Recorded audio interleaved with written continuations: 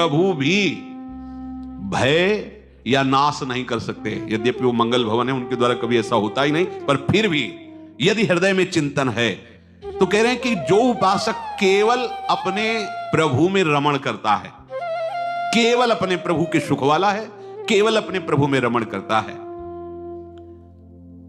ये समझना होगा कि कभी तुम्हें विश्राम नहीं मिलने वाला यदि अगर ये जीवन में बात नहीं आई अपने प्रभु में रमण करना, तो ये इंद्रियों के द्वारा कितना भी भोगों में रमण करते रहो, कभी विश्राम मिलने वाला नहीं, आज तक नहीं। बड़ा भ्रम बैठा हुआ है, बड़ा भ्रम बैठा हुआ है। जब हमारे सामने अच्छे पदार्थ आते हैं तो वैराग्य शाम टाइम के लिए काम करता है, शाम के नहीं पाएंगे। अभी जब सामने भोग उपस्थित होता है तो कल के लिए वैराग्य का, आज भोग लेते, कल से जीवन में नहीं भोगेंगे, बस आज तो। वो सच्चा उपासक आज छोड़ता है, कल नहीं, कल के लिए। आज नहीं, अभी नहीं, कल देख लेंगे, आज नहीं, अभी नहीं। कच्चा उपासक आज और अभी भोगता है, कल के लिए वैराग्य रखता है। सच्चा उपासक आज और अभी के लिए वैराग्य धारण करता है, कल के लिए छोड़ देता है प्रभु के ऊपर, कल देखेंगे प्रभु का जैसा विधान होगा, आज तो नहीं। तब वो आज तो जुवति तेरो बदन आनंद भर्यो, फिर वो आज में पहुंचता है। हमारी दशा क्या है? आज वो वर्तमान के सुख को भोग लेते हैं, कल वैराग्य धारण कर लेंगे। अभी आए, अभी पा लेते हैं, शाम के नहीं पाएंगे, चल जाएगा, अभी नहीं पाना। जिसके लिए मन टूट पड़ा उसके लिए नहीं पाना। ये मन के चक्कर में फंसकर कभी विश्राम नहीं मिलता। श्री गोस्वामी जी, तुलसीदास जी महाराज कह रहे, कबहू मन विश्राम न मान्यो। रात दिन ये भोगों में भोगने पर भी ये विश्राम नहीं मानता। इसके भ्रम को मिटा दीजिए, ये बड़ा भारी भ्रम है। ये खा लें, ये देख लें, ये सूंघ लें, ये छू लें और ये भोग लें, फिर भजन हो जाएगा। ये भ्रम हटा दीजिए। ये कभी विश्राम नहीं मानने वाला, इसको हट करके ही हटाना होगा। चाहे आज हटाओ, चाहे कल हटाओ। कल हमारे हाथ में नहीं, आज अभी इसी क्षण हम सुधार करें। राधा राधा राधा श्री जी का चिंतन करते हुए हमारी ये गलती पहली मिटनी चाहिए कि आज अभी वर्तमान में आए हुए सुख को भोग लेते हैं, कल देखेंगे। ये साधक का लक्षण नहीं है। साधक वर्तमान में अपने आराध्य देव के सुख वाला होता है, विषय वाला नहीं। और ये हमें सलाह बहुत गलत देते हैं मन, इंद्रियां, कि कल छोड़ देंगे, आज तो पा लेते हैं, आज तो भोग लेते हैं, आज तो देख लेते हैं। इसी का सुधार करना है, आज का सुधार करना है। अगर आज का सुधार होता रहा तो कल तुम्हारा बहुत भागवतिक जाएगा। आज विषय भोग लिया तो कल तुम्हारा वैराग्य युक्त नहीं जाएगा। 2-4 घंटे के अंतर्गत ही ऐसा तूफान पैदा करेगा मन, भूल जाओगे कि हमने सोचा था कल वैराग्य से रहेंगे। फिर इधर इधर वृत्तियां ऐसी भागती चली जाएंगी, तुम्हारे हाथ बिखर पड़े, मन सिमटत नहीं। निष्दिन भ्रमत विसारी सहज सुख, जहां तहां इंद्रिन तान्यो, कबहू मन विश्राम न मान्यो। यद्यपि विषय संग सहयो दुसह दुख, ये विषम जाल अरुझान्यो। तजपि न तजत मूढ़ ममता बस, जानत हूं नहीं जान्यो। रात दिन इंद्रियां केवल विषय भोगों का चिंतन करती है। देख लीजिए, समाज में बैठे हो तो थोड़ी देर शांत हैं मन बुद्धि, एकांत में जाते ही इनकी दशा बदल जाती है। बस वही पार्थिव संसार हमारे सामने होता है, वही इंद्रियों के भोग और भोगों में विचरण करती हुई इंद्रियां और मन उसका नेता, और हम उसके दृष्टा न बन करके उसके कर्ता और भोक्ता बन करके दुर्गति को प्राप्त हो रहे हैं। ये बड़ा, अगर ये बात तुम्हारे मन में बैठ जाएगी ना, तो ऐसी मुमुक्षुता जागृत होगी, ऐसी जिज्ञासा जागृत होगी, ऐसी व्याकुलता जागृत होगी कि प्रभु के सिवा विश्राम कहीं मिलेगा ही नहीं। और हम लोग सुन लेते हैं और राजी इसी में, कब छूटे, कब कौन सा विषय सेवन करें। ये मन को आपको समझाना पड़ेगा प्यार से, शासन से। सब सत्संग का सार है। ये जब तक नहीं समझ पाएगा तब तक रोज सत्संग चलता रहेगा, आप सुनते रहेंगे, वो मनमानी करता भी रहेगा। शासन तभी कहा है कि इसको मनन करके धारणा में लाओ।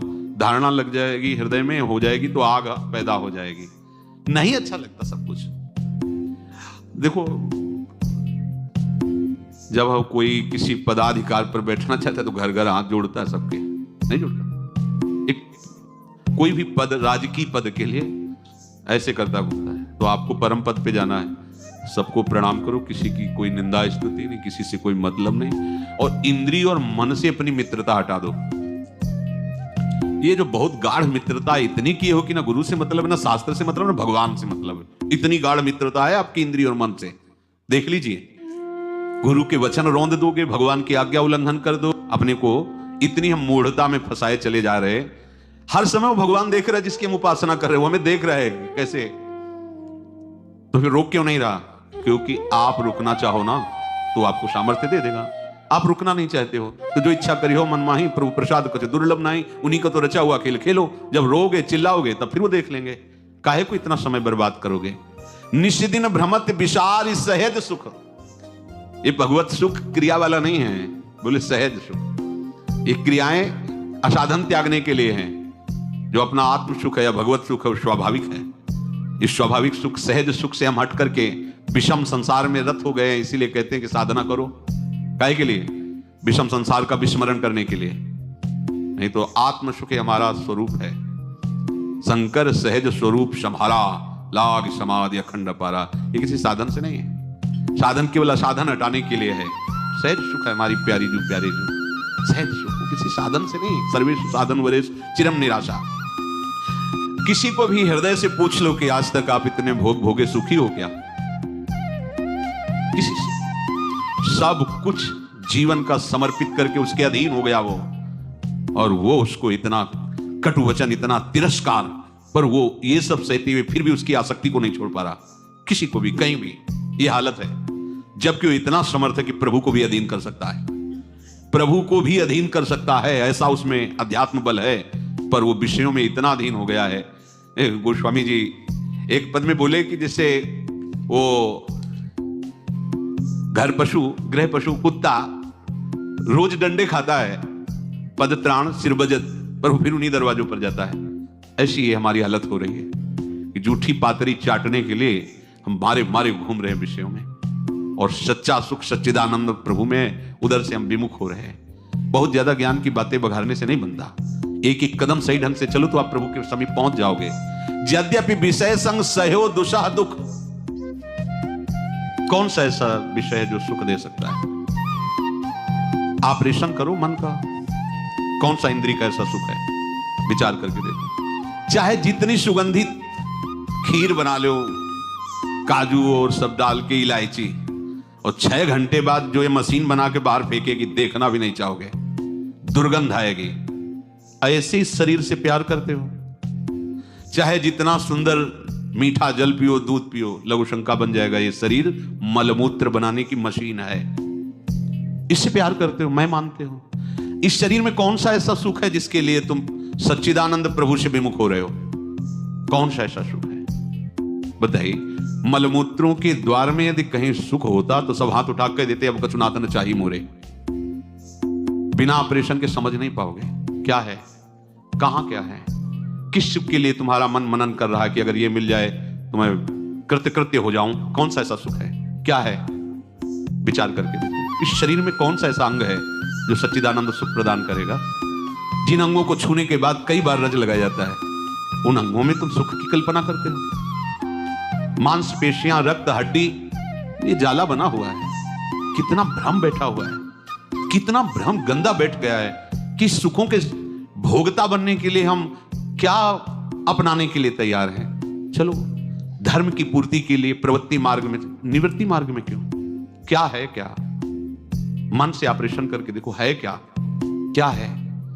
दुर्गंध निकलते हुए द्वारों से युक्त ये देह है। यही ठीक देर को दलित दूर है, खखार के थूको। कान में गए थे, इतना इतना निकल रहा मल। कौन सी ऐसी जगह है? नीचे के द्वार तो मल के ही हैं, फिर आसक्ति किस बात की जा रही है? भगवान की माया की कितनी दुरंत सामर्थ्य आप देखो। किस बात की आसक्ति है? किससे आसक्ति कर रहे हो? कहां सच्चिदानंद प्रभु का नाम रूप लीला धाम, और कहां ये नासवान दुर्गंध युक्त शरीर। और उसी शरीर को कहते हैं कि हम तुम्हारे बिना जी नहीं सकते। हाँ, जन्म जन्म तक।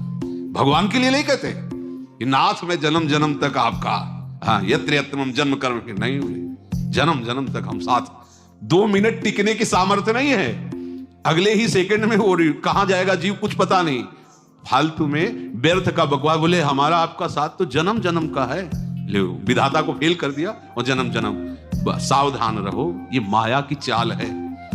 हम बिल्कुल एकदम सहज भाषा में आपको बोल रहे हैं, श्लोकों से, संस्कृत से और पदों से एकदम सहज भाषा में आपको बता रहे हैं अपने घर वाली बातें। किसमें आसक्त हो रहे हो? कौन सा ऐसा द्वार इस शरीर में है जो आपको सुख प्रदान कर सकता है? कौन सी ऐसी वृत्ति तुमने पाल रखी है जो आपको प्रभु से विमुख कर रही? क्या है? सब उपासक उपासिका गृहस्थ विरक्त बैठो, क्या है? क्या? एक केवल मन का विलास, मन का विलास। कबहू मन विश्राम न मानो। कभी ये विश्राम माना किसी भोग से? कब तक इसके पीछे दौड़ते रहोगे? एक बार इसकी खिलाफत कर लो, एक बार इससे हटो और शास्त्र और गुरु की आज्ञा में चल के देखो, अमृत पद तुम्हारे हाथ में है, दूर नहीं है। बोले मूढ़तावश जानता हुआ भी नहीं जान पा रहा, तदपि न तजत मूढ़ ममतावश जानत हूं नहीं जान्यो। क्या तुम अपने अंगों को नहीं जानते हो? क्या सब जानते हैं अपने अंगों, कितने मलिन और घृणित हैं, उनसे तुम राग कर रहे हो। ऊपर से पाउडर चुपरने से, सुगंध चुपरने से कुछ हो जाएगा क्या? अरे देख तो क्या है इस शरीर में, तू नहीं जानता क्या? क्या है? बस इतनी जगह की जरूरत है, अगर यहां हो जाए तो यहां मल भरा हुआ है, इतनी गंदी गंदी सब चीजें भरी हुई, उसी से शरीर चल रहा है, उसी गंदी से। अगर 10 बार शौच हो जाए तो खड़े होना मुश्किल हो जाएगा। काय से तुम्हारा शरीर बलवान हो रहा है? मल से। अभी ऐसी औषधि दे दी जाए, 10 बार शौच चले जाओ, खड़े होना मुश्किल हो जाएगा आपको। क्यों? मलई तो निकला है। बोले मलई का तो है ये मलभार है। इससे तुम प्यार करते हो, इसमें तुम सुख खोज रहे हो, मर जाओगे फिर भी सुख नहीं मिलेगा। धर्म पालन के लिए गृहस्थ धर्म बना हुआ है, वो भी एक संयम से, नहीं तो इसमें सुख नहीं है। कहीं भी शरीर ये दुखालय है, पूरा का पूरा सुख नहीं है। एक बार निश्चय करो, आगे बढ़ो, कब तक भ्रमित रहोगे? तदपि न तजत मूढ़ ममता बस जानत हूं नहीं जान्यो। जान रहा है फिर भी वो नहीं जानना चाहता, जान रहा है कि सुख नहीं है, मनमानी आचरण करके देख रहा है, जल रहा हूं, अशांत हूं, फिर भी नहीं मान रहा। जन्म अनेक किए नाना विधि कर्म कीच चित सान्यो, होय न विमल विवेक नीर बिन वेद पुराण बखान्यो। न जाने कैसे कैसे कर्म बन जाते हैं, बड़े विचित्र कर्म बन जाते हैं, मन और इंद्रियों की वशीभूत होकर। ऑपरेशन करो, मन का ऑपरेशन। किस शरीर को देखकर क्यों लुभायमान हो रहा है? मांसपेशियों के सिवा और कुछ है क्या? परस्पर आकर्षण क्यों कर रहे हो? मन से, बुद्धि से, इंद्रियों से क्या खास बात है? कौन सा ऐसा अंग है, कौन सी ऐसी शरीर की बनावट है जो महासुखदायी है? क्या है? साधक हो, संत हो, उपासक हो, इसका मन से ऑपरेशन करो। क्या है? एकांत में मनन चिंतन गलत कर, किस बात के लिए? आप देखो, ऑपरेशन करके तो देखो, किस बात के लिए? कौन सी ऐसी निधि है, कौन सा ऐसा सुख है जिसके लिए तुम सच्चिदानंद प्रभु और अपनी प्राण प्यारी प्रियाजू के नाम रूप को छोड़कर उसका चिंतन कर रहे हो? किसके लिए? बोले विवेक ना होने के कारण ये दुर्दशा हो रही। तो ये बात आप नहीं कह सकते क्योंकि आपको सत्संग मिल रहा है। क्यों आप इस पर आकर्षित हो रहे हैं? क्यों समय नष्ट कर रहे हैं? क्यों अपनी प्यारी जू के रूप का चिंतन छोड़कर, उनके नाम का चिंतन छोड़ किसी और शरीर का चिंतन करो? प्यारी जू से बढ़कर किसी का शरीर है क्या? प्यारी जू से बढ़कर कोई सुख समुद्र है क्या? क्यों चिंतन, क्यों नष्ट कर रहे हो अपना समय? पर बोले बिना निर्मल विवेक के ये हमारी दुर्दशा होती चली जा रही है।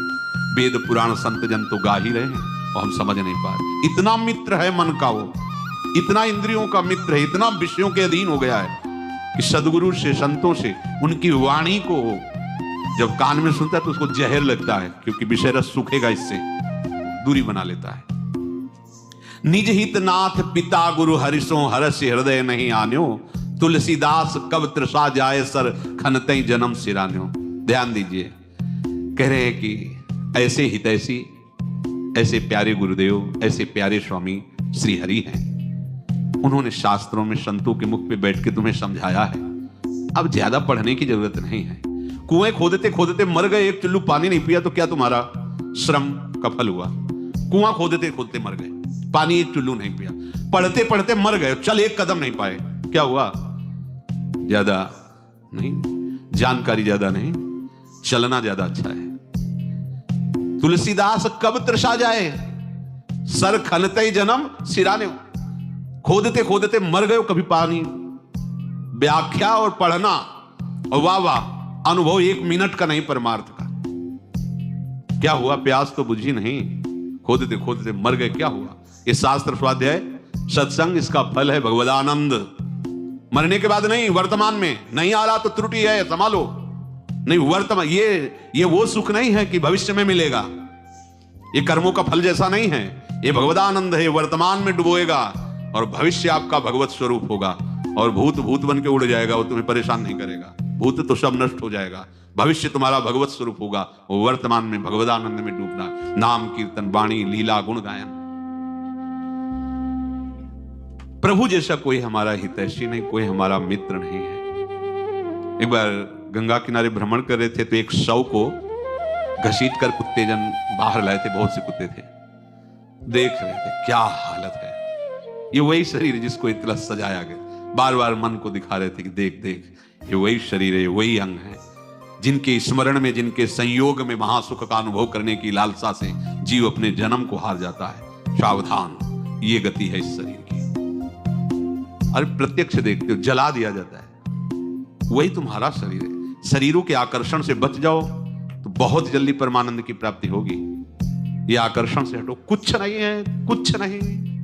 मांस पेशियों की हड्डी पर बनावट है, ऊपर से चमड़े का लेप है, अंदर बदबूदार सब भरा हुआ है, कुछ नहीं है। केवल माया ने भ्रम पैदा कर दिया है।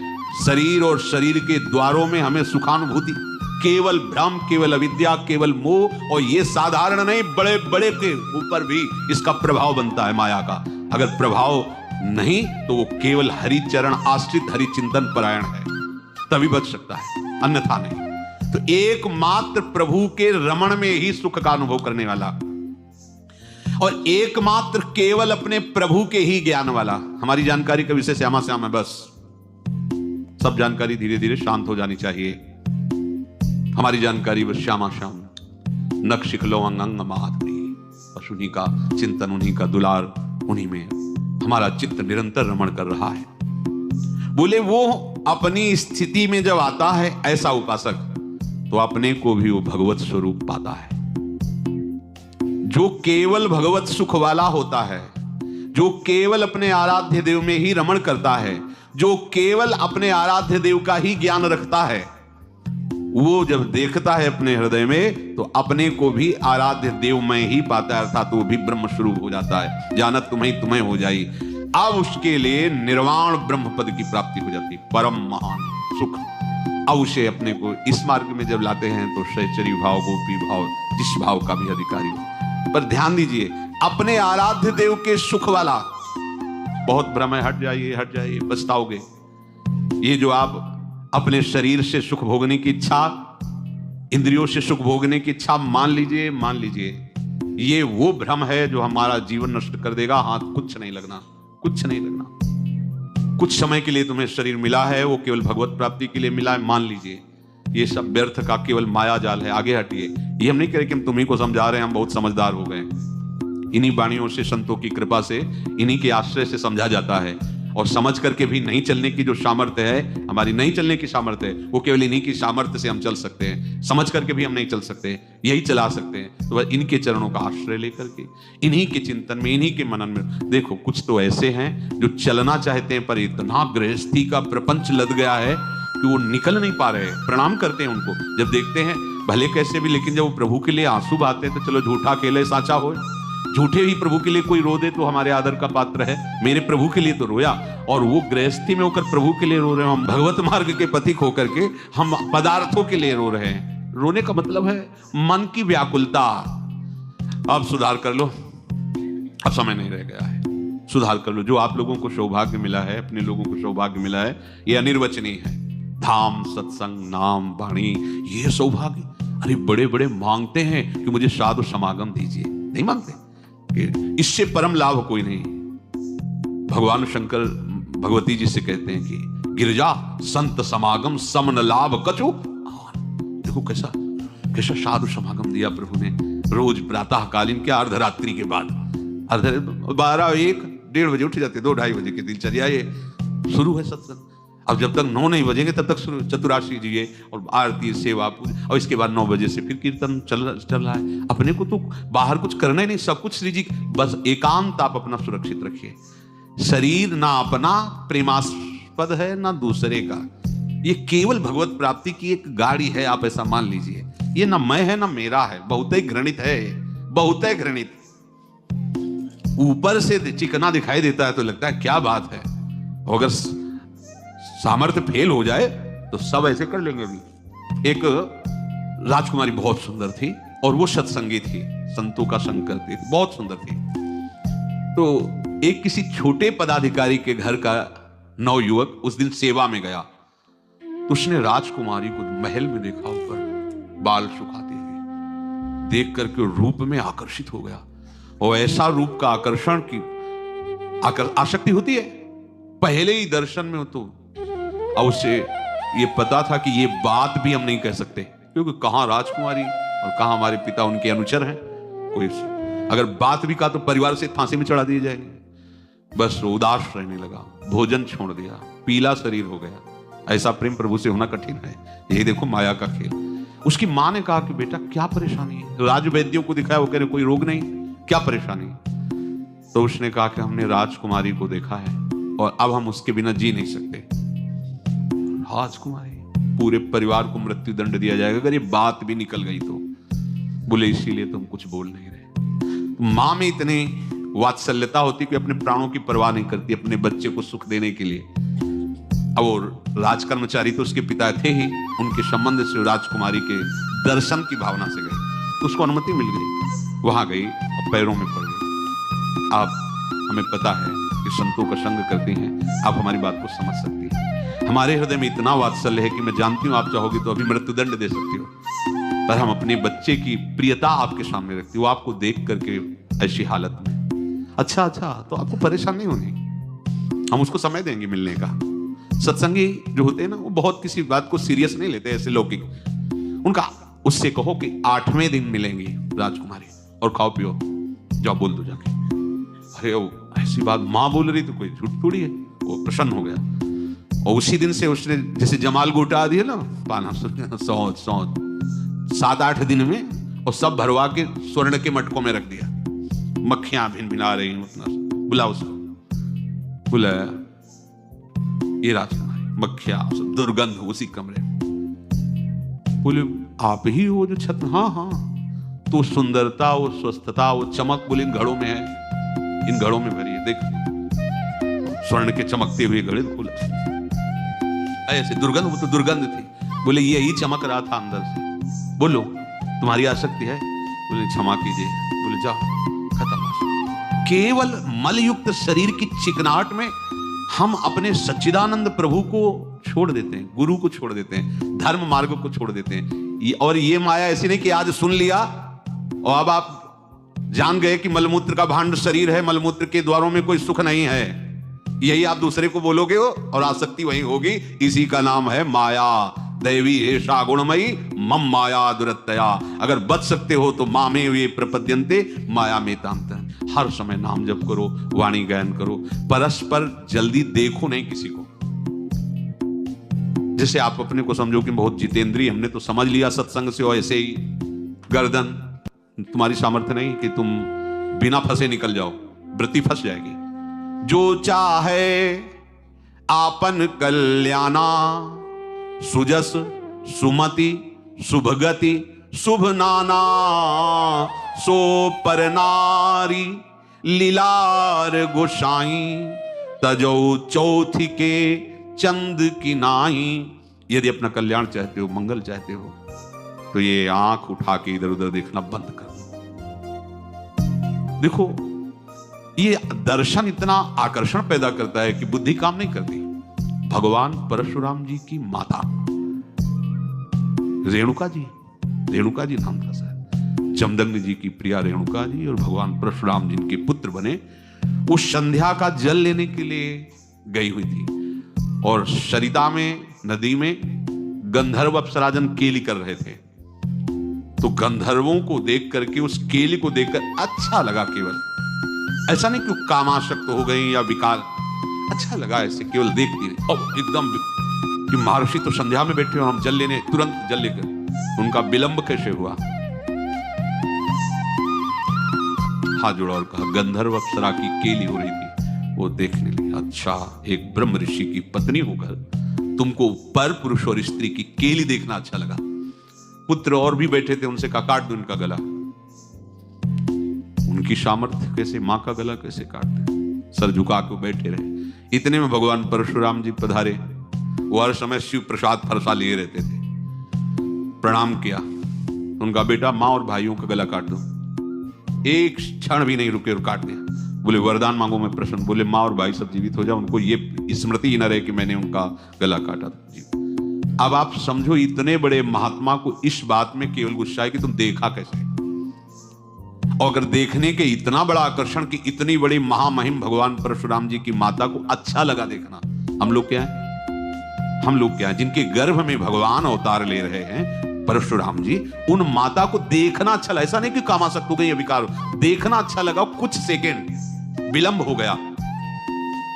ये माया भगवती ऐसे नहीं। नेत्र संभाल के रखो, रसेंद्री संभाल के रखो, हर समय नाम जप करते रहो, डरते रहो, ये जीवन प्रभु से दूर ना हो जाए, कोई तुम्हारा साथी नहीं। ऐसी ऐसी दुर्गतियां हैं, इतना हिमाम बोल दोगे सह नहीं पाओगे, इतना भयानक कष्ट संसार में है। एक बार अवसर मिला, निकल चलो।